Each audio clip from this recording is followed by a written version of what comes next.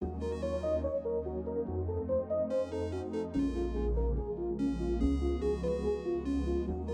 Sa'di, setelah mendengar tentang ekstase al-halaj, aku mulai bertanya, apakah tasawuf tidak beresiko menyimpang? Pertanyaanmu adalah pertanyaan zaman, Rabi'ah. Dan jawabannya datang dari Imam Al-Qushairi. Ia melihat banyak sufi yang tersesat karena meninggalkan syariat. Maka ia menulis Risalah Qushairiyah, sebuah kitab yang menegaskan bahwa tasawuf sejati harus berakar pada Al-Quran dan Sunnah. Jadi, ia bukan hanya sufi, tapi juga ulama.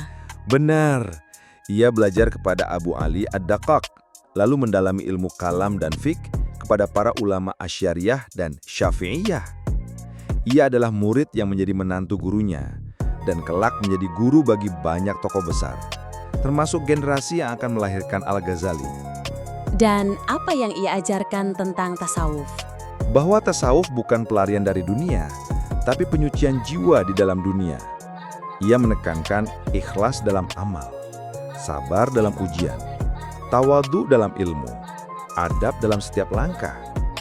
Ia juga memperkenalkan istilah-istilah penting seperti tahalli, pengosongan diri dari sifat buruk, tahalli, penghiasan diri dengan akhlak mulia, tajalli, penyingkapan cahaya ilahi. Jadi, ia merapikan jalan yang mulai berantakan. Ya, betul. Ia bukan hanya penulis, tapi penjaga warisan.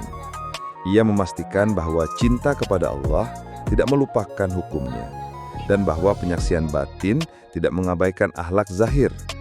Tak terasa kita telah selesai, dan pada episode dialog selanjutnya kita akan bahas tokoh besar dalam pemikiran tasawuf, yakni Imam Al-Ghazali. Bung Sa'di, aku dengar Imam Al-Ghazali adalah ulama besar, tapi juga seorang sufi. Bagaimana mungkin ia bisa menjadi keduanya? Karena ia pernah kehilangan segalanya. Di puncak kariernya sebagai profesor di Nizamiyah Baghdad, ia mengalami krisis batin. Lidahnya keluh, hatinya gelisah. Ia berkata, "Aku telah tenggelam dalam ilmu, tapi kehilangan makna." Lalu ia meninggalkan segalanya, jabatan, popularitas, debat, dan mengasingkan diri selama 11 tahun. Dan apa yang ia temukan dalam pengasingan itu? Cahaya.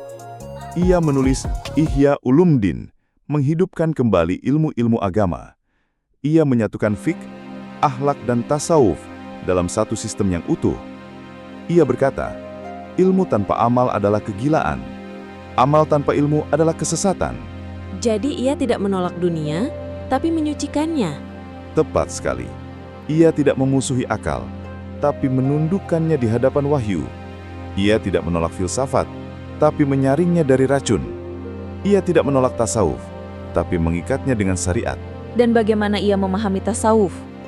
Tasawuf ia pahami sebagai jalan menuju ihsan, beribadah seakan melihat Allah.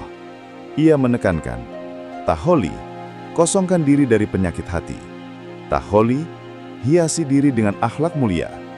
Tajali, biarkan cahaya ilahi menyinari jiwa.